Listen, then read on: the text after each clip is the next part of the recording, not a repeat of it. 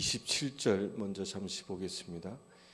열 나흘째 되는 날 밤에 우리가 아드리아 바다에서 이리저리 쫓겨가다가 자정쯤 되어 사공들이 어느 육지에 가까웠는 줄을 짐작하고 물을 재어보니 20길이 되고 조금 가다가 다시 재어보니 15길이라. 암초에 걸릴까 하여 고물로 단 넷을 내리고 날이 새기를 고대하니라.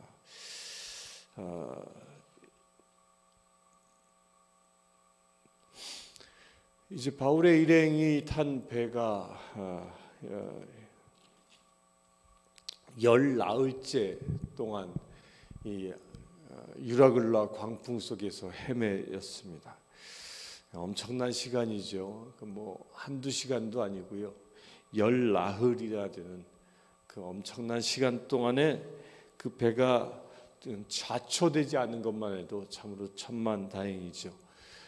왜 배가 그렇게 열 나흘을 그 광풍 속에 태풍 속에서 헤매이고 있었음에도 불구하고 배는 파손되지 않았을까? 그때 당시 배는 그냥 목조였고 또 앞에서 보았듯이 배가 파손되지 않도록 이렇게 동아줄로 이렇게 묶을 정도로 그 정도의 배였음에도 불구하고 그 어마어마한 파고 속에서 왜 배는 파손되지 않았을까요? 그 이유는 딱 한 가지입니다. 하나님께서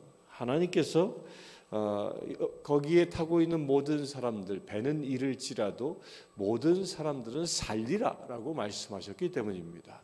곧 하나님께서는 사람들을 살릴 계획, 사람들만은 살리기로 작정하셨기 때문에 열 나흘 동안 배가 풍랑 속에 있을지라도 사람들이 상하지 않았다는 겁니다. 이게 대단히 중요한 우리의 메시지입니다. 하나님께서는 당신이 구원하시고자 하는 사람들이 이 세상을 살아가는 동안 우리가 아무리 거센 풍랑과 광풍과 같은 것을 만난다 할지라도 우리를 그곳에 빠져 죽게 만들지 아니하신다는 겁니다. 비록 형편없는 배일지라도 이제 곧 이 부서져 버릴 것 같은 배일지라도 그곳에서 우리의 생명을 지켜 주신다는 겁니다. 여러분들 앞에 환난과 역경이 있습니까? 그러나 두려워하지 마십시오. 하나님은 여러분들을 이미 구원하시기로 작정하셨고 생명을 살리기로 예정하셨기 때문에 우리는 죽음에 대한 공포로부터 자유해질 수 있는 것입니다. 그렇게 자유해질 수 있게 되길 바랍니다. 그래서 우리 진정 그리스도인들은 죽음에 대하여 공포에 사로잡혀 있는 것이 아니라 어떻게 이 세상 내가 살아있는 동안 하나님의 말씀대로 살아갈까를 고민하는 자라는 것입니다. 오늘 말씀에는 아드리아 바다에서 이리저리 쫓겨다가 자정쯤 되어 그러니까 아드리아 바다라고 나와 있는데 이 아드리아 바다는 지금의 아드리아 바다와 그 바울 시대의 아드리아 바다의 개념은 조금 다릅니다. 이게 바울 시대의 아드리아 바다는 이 지중해로 보면 이 아프리카 북동쪽 그러니까 이집트 그 해안부터 시작해서 이 터키 남부까지 이 동쪽 영역을 두고 아드리아 바다라고 했습니다. 그러니까 지금은 이탈리아 반도에서부터 이 서북쪽, 동북쪽의 그 바다를 아드리아 바다라고 얘기하지만 이때는 훨씬 더 넓은 개념이었습니다. 그 넓은 바다를 열 나흘 동안 이리 쫓기고 저리 쫓기다가 어느 날 자정쯤 되자 그러니까 깊은 밤이었죠. 깊은 밤에 사공들이 그 육지가 가까운 줄을 짐작했다라고 얘기합니다. 그 사공들은 그 칠흑 같은 어두운 밤, 그 바람이 불고 거센 어두운 밤에 육지가 가까웠다라는 걸 어떻게 알았겠습니까? 그들은 오랜 항해 경험을 통해서 아는 거겠지만 뭐 대표적인 거 그런 겁니다. 육지 망망대해에서 육지가 가까웠다라는 것은 파도가 치는 철썩철썩하는 이 파도수가 이 바위에 부딪히는 소리를 아마도 들었을 것입니다. 그러자 물을 재어보니 20길이 되고 조금 가다가 다시 재어보니 15길이라. 그러니까 그 배가 지금 파고가 치고 있는 그 바위를 향하여 가고 있음을 지금 증언하고 있는 겁니다. 여기서 20길 그러면 메타로 따지면 약 한 36m 정도 되어지는 그런 깊이입니다. 그러니까 갈수록 더 수심이 낮아지고 있는 것이죠. 그렇게 수심이 낮아지니까 이제 사공들은 무엇을 하냐면 30절에 보면 29절에 암초에 걸릴까 하여 고물로 단 넷을 내리고 나리새기를 고대하리라. 암초에 걸릴 게 이제 염려가 되는 거예요. 배가 이제 수심이 점점 낮은 곳을 향하여 가니까 암초에 걸리게 되면 배가 옴짝달싹 못하는 것을 염려해서 닷을 내렸다. 그리고 이제 기대합니다. 나리새기를 30절 봅니다. 사공들이 도망하고자 하여 이물에서 닷을 내리는 채 하고 거룻배를 바다에 내려놓거늘 바울이 백부장과 군인들에게 이르되 이 사람들이 배에 있지 아니하면 너희가 구원을 얻지 못하리라 하니 이에 군인들이 거룻줄을 끊어 배를 떼어 버리리라. 열나흘 동안 사투를 같이 했던 이 사공들이 아주 얍삽한 행동을 합니다. 자기들만 살려고 이물에서 닻을 내리는 채하고 거룻배를 바다에 내려놓는다. 그러니까 자기들만 그거 타고 도망가려고 하는 거예요. 지금 나머지 배에 탄 사람들이 어떻게 되든 이제 관심 없는 겁니다. 물론 그들도 지쳤을 겁니다. 열나흘 동안 생고생을 했으니까 얼마나 사투를 다 했겠습니까? 그들은 더욱이 이 뱃사람들이었기 때문에 이 사공들은 밤낮 쉬지 못하고 지칠 대로 지쳤을 것입니다. 그 지칠 대로 지친 몸이었기 때문에 지금 이 배를 타면 육지에 도달할 수 있다라는 그 한 가지 소망, 그래야 나라도 살고 싶어하는 그 욕망에 그 거룻배를 타고 자기들만 살려 가려고 하는 생각이 굴뚝같이 들었겠죠. 그런데 이들은 그것을 실행으로 옮깁니다. 우리가 세상을 살아가면요, 이런 사람들을 종종 봅니다. 우리 세상에 속해 있는 사람들은 가장 중요한 가치관은 자기의 안위예요. 자기 목적이라는 겁니다. 나 하나 잘 되면 그만이다라는 생각을 가지고 살아가는 것이 세상 사람들의 원리입니다. 그러다 보니까 내가 살 희망이 생기면, 내가 살 구석이 생기면 다른 사람이 죽든 살든 그건 관계없이 나만 살려고 하는 것이 세상 사람이라는 겁니다. 그러나 우리 그리스도인들은요, 같이 가는 존재입니다. 그래서 바울이 어떻게 합니까? 바울이 백부장과 군인들에게 이르러 너희가 이 사람들이 배에 있지 아니하면 너희가 구원을 얻지 못하리라 라고 얘기하는데, 이 말은 무엇을 의미하는 거냐 하면, 하나님이 뭐라고 말씀하셨습니까? 하나님이 배는 파손될지라도 여기에 있는 사람들은 모두 살리라 라고 말씀하셨거든요. 이 얘기는 거꾸로 얘기하면 이 배를 타고 있는 이 276명의 이 사람들은 모두 다 한 운명 공동체다. 함께 살아야, 함께 한 운명 공동체다라는 또 다른 표현인 겁니다. 그러니까 같이 구원을 얻어야 하는 것이지, 왜? 하나님이 그렇게 계획하셨기 때문에. 그러자 군인들이 나가서 그 거룻배의 줄을 끊어버려서 그 거룻배를 이용하지 못하도록 합니다.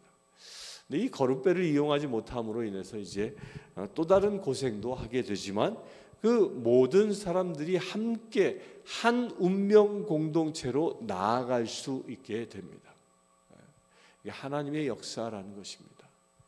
함께 가는 것, 함께 가는 것. 33절 보겠습니다. 날이 새어 가매 바울이 여러 사람에게 음식 먹기를 권하여 이르되 너희가 기다리고 기다리며 먹지 못하고 줄인 지가 오늘까지 열나흘인즉 음식 먹기를 권하노니 이것이 너희의 구원을 위하는 것이요 너희 중 머리카락 하나도 잃을 자가 없으리라 하고, 이제 그 다음 날이 샌 거죠. 날이 새어 바울이 이제 사람들에게 이제 저 육지로 가야 하니까 힘을 내게 하기 위해서 이 음식을 함께 먹게 합니다. 그러면서 뭐라고 얘기합니까? 너희의 구원을 위하는 것이요. 구원을 위한다.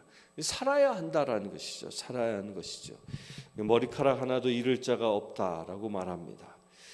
함께 운명 하나의 하나님의 그 백성의 공동체 되어진 자, 그리고 하나님께서 그 모두를 살리리라고 약속된 그 공동체는 머리카락 하나도 상하지 아니하는 축복이 임하는 것입니다. 또 35절을 봅니다. 떡을 가져다가 모든 사람 앞에서 하나님께 축사하고 떼어 먹이기를 시작하며 그들도 다 안심하고 받아 먹으니. 자, 이제 35절에 바울이 이때는 이제 백부장에게 이 백부장이 뭐예요? 백부장이 그 배의 총지휘관이었잖아요. 근데 총지휘관이었는데 이제 어느 순간 바울이 이 배의 지휘관이 돼 버렸습니다. 그러니까 사공들이 도망가는 것을 백부장에게 얘기했을 때 백부장이 군인들을 시켜서 잘라버리고 나서 그 이후부터는 백부장은 이 바울이 이야기하는 대로만 따라가고 또 바울이 하는 일에 대하여 어떤 제지도 하지 않습니다. 놀랍지 않습니까? 그 위기에 처하자 하나님의 사람이 그 위기의 인도자로 바로 선다는 것입니다.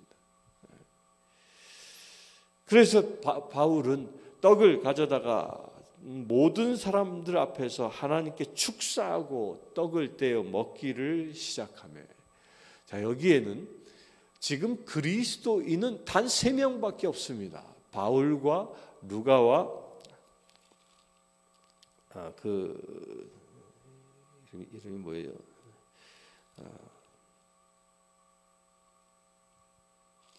이 딱 세 사람만이 이 그리스도인이었는데 나머지 사람들은 그리스도인이 아니었습니다. 그럼에도 불구하고 바울은 자신이 직접 떡을 들어 하나님께 축사하사, 이 말이 뭐예요? 성만찬을 베풀고 있다는 거예요. 이게 놀라운 행보입니다. 아무도 그 세 사람 외에는 하나님을 알지 못하고 예수님을 알지 못함에도 불구하고 성만찬을 베풀어 그들에게 떡을 먹이는 일, 믿음의 행보인 것입니다. 우리가 살고 있는 한 공동체, 우리가 하나님 앞에 나아갈 때 하나님께 쓰임받는 여러분들이 일하고 있는 그 모든 삶의 현장에서 여러분들과 함께 살아가도록 허락되어진 그 모든 공동체들과 더불어 성만찬을 함께 나눌 수 있게 되길 바랍니다. 그들이 예수를 믿든 안 믿든 간에 그들과 함께 만나 식사하는 자리는 성만찬의 자리로 선포하시고 그들을 위하여 기도할 수 있게 되길 바랍니다. 정확한 기록은 없지만 이 성만찬을 받은 276명의 사람들 가운데에 얼마만큼 그리스도인이 되어져 있는지 모릅니다. 그러나 이들 모두가 다 이때의 광경은 어느 누구도 잊어버리지 못할 것입니다. 구원의 시작을 알리는 것이죠. 27절 봅니다. 배에 있는 우리의 수는 전부 276명이더라. 배부르게 먹고 밀을 바다에 버려 배를 가볍게 하더니 날이 새매 어느 땅인지 알지 못하나 경사진 해안으로 된 항만이 눈에 띄거늘 배를 거기에 들여다 댈 수 있는가 의논한 뒤 닷을 끊어 바다에 버리는 동시에 키를 풀어 늦추고 돛을 달고 바람에 맞추어 해안을 향하여 들어가다가 두 물이 합하여 흐르는 곳을 만나 배를 걸매 이물은 부딪혀 움직일 수 없이 붙고 고물은 큰 물결에 깨져가니 군인들은 죄수가 헤엄쳐서 도망갈까 하여 그들의 죽이는 것이 좋다 하였으나, 우선 거기까지 봅니다. 이제 이 배에 탄 자의 사람들의 수가 총 276명이라고 기록하고 이제 그들이 이제 해안을 향하여 갑니다. 이제 그 해안을 향하여 가기 위해서는 암초에 걸리지 않기 위해서 배를 가볍게 할 그 필요가 생긴 것이죠. 그래서 배부르게 먹고 난 그러니까 먹고 난 그 모든 것을 다 버립니다. 다 버리고 그리고 배를 이 항만을 향하여 이제 운행해 나갑니다. 이때 하나님은 배를 순풍을 주셔서 그 항만을 향하여 순항할 수 있도록 하심을 또한 우리가 볼 수 있습니다. 그러자 배가 이제 더 이상 갈 수 없는 곳까지 갑니다. 이물과 고물이 닿아서 더 이상 갈 수 없는 그곳까지 가자. 그때 42절에 군인들은 죄수가 헤엄쳐 도망갈까 하여 그들을 죽이는 것이 좋다 하였으니, 이 말은 뭐냐면 이제 죄수들이 이제 육지에 올라가게 되면 그 육지가 어딘지는 알지 못합니다. 지금은 이제 그곳을 바울 항만이라 해가지고 새롭게 이름이 지어진 곳이긴 하지만, 이때 당시에 지금 배에서 내린 사람들이 여기가 섬인지 육지인지 아프리카인지 전혀 알지 못하고 있었던 거죠. 그렇기 때문에 이제 죄수들을 호송하고 있었던 군인들은 자기들이 데리고 가고 있는 이 죄수들이 도망가게 되면, 그들을 놓치게 되면 그 책임으로 인하여 자기들이 죽을 수도 있는 운명에 처하게 되는 겁니다. 그래서 그 자기들의 책임을 면하기 위해서 죄수들을 먼저 죽이기로 백부장에게 건의하는 겁니다. 그런데 43절에 백부장이 바울을 구원하려 하여 그들의 뜻을 막고 헤엄칠 줄 아는 사람들을 명하여 물에 뛰어내려 먼저 육지에 나가게 하고, 그 남은 사람들은 널조각 혹은 배 물건에 의지하여 나가게 하니 마침내 사람들이 다 상륙하여 구조되니라. 그 병사들이 내놓은 제안을 이 백부장이 거절합니다. 왜? 한 가지 이유였다고 얘기하죠. 바울을 구원하기 위해서, 바울을 살리기 위해서. 이게 바울과 함께 로마로 압송되고 있었던 죄수들, 이게 누구와 함께 하고 있느냐에 따라 운명이 달라지고 있음을 얘기합니다. 만약에 똑같은 상황에 이 배에 바울 일행이 타지 않고 이 똑같은 상황을 맞이했다면 이 죄수들은 다 그들이 육지에 닿기 전에 군인들에 의하여 다 참수되어졌을 겁니다. 그런데 그 배에 바울이 타고 있으므로 그 바울을 살리기 위하여 나머지 죄수들도 목숨을 건지는 역사가 일어난다는 겁니다. 여러분들 누구와 함께하고 있습니까?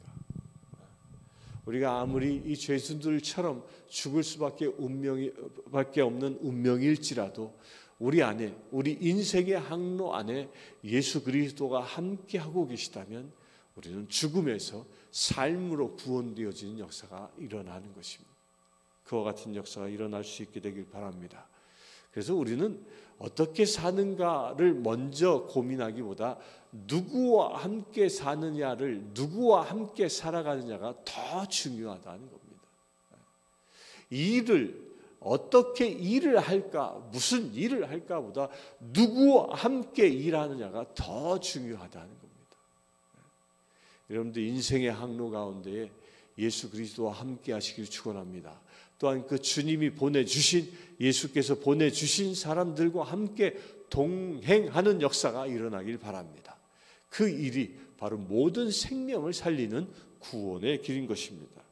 그래야 44절에 그 남은 사람들은 널조각 혹은 배 물건에 의지하여 나가게 하니 마침내 뭐라고요? 사람들이 다 상륙하여 구조되니라. 그들이 모두 구조되어지는 역사가 일어났다고 얘기합니다. 놀라운 은혜인 것이죠. 14일 동안 먹지도 못하고 사경을 헤맸던 사람들이 하나님이 예비하신 대로, 바울을 통하여 말씀하신 대로 모든 사람들이 상륙하여 구조되는 역사가 일어나는 겁니다. 우리에게도 이와 같은 똑같은 일은 일어날 수 있습니다. 지금 여러분들이 함께 하고 있는 모든 사람들, 그들이 불신자이든 신자이든 상관없이 여러분들이 세상을 살아가면서 만나는 그 모든 사람들, 그들을 여러분들이 품을 수 있게 되길 바랍니다.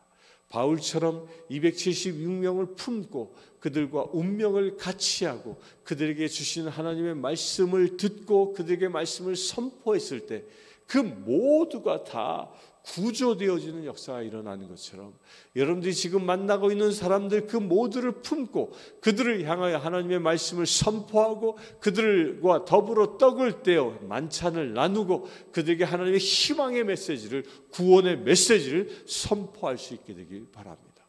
그러면 그들 모두가 다 구조되어져 구원되어져 하나님의 나라에 입성할 수 있는 놀라운 은혜가 일어날 줄 믿습니다.